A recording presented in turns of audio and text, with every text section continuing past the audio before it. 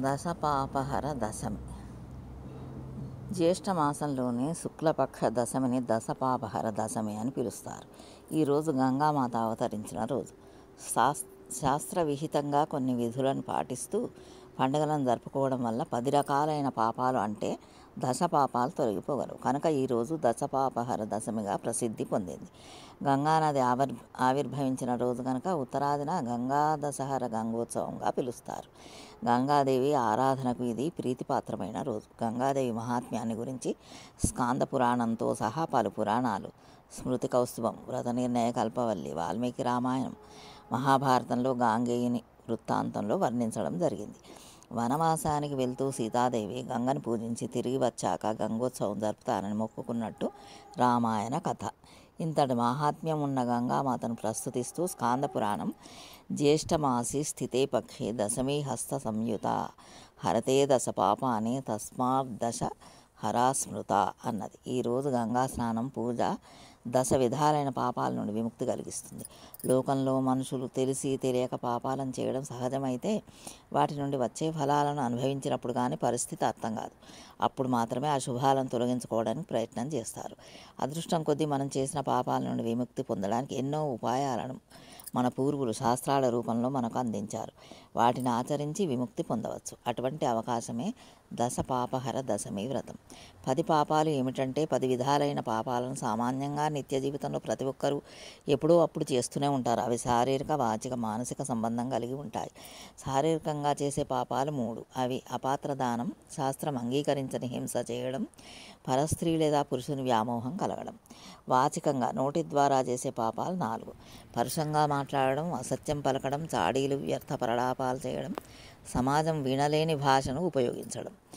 మానసికంగా చేసే పాపాలు 3. అవి పరద్రవ్యాన్ని తస్కరించాలనే దుర్బుద్ధి, ఇతరులకు బాధ కలిగించే పనులు చేయడం, వ్యర్థమైన అహంకారాన్ని కలిగి ఉండడం.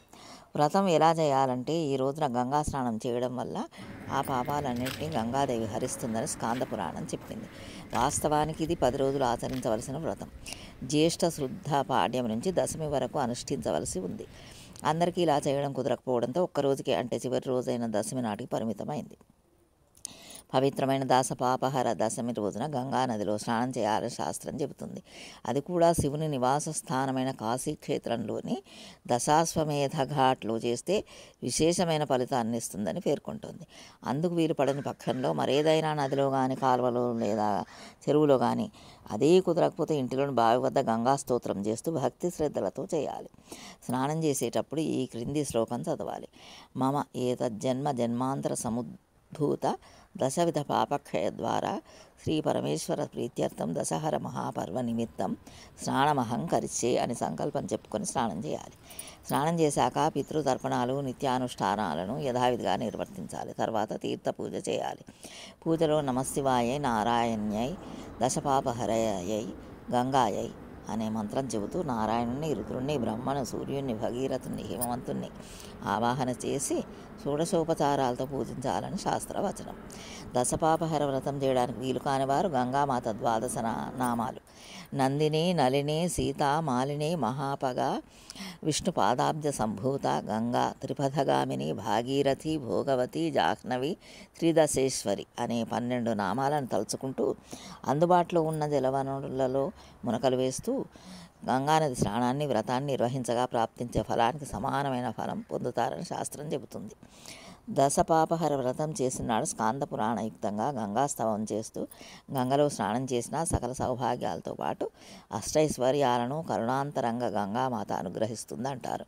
ఇహలోక సుఖాలతో పాటు మోక్షం కూడా లభిస్తుందని స్కాంద పురాణ వచనం. యతో ధర్మ తతో జయ. జయ శ్రీమన్నారాయణ. సర్వం శ్రీకృష్ణార్పణమస్తు.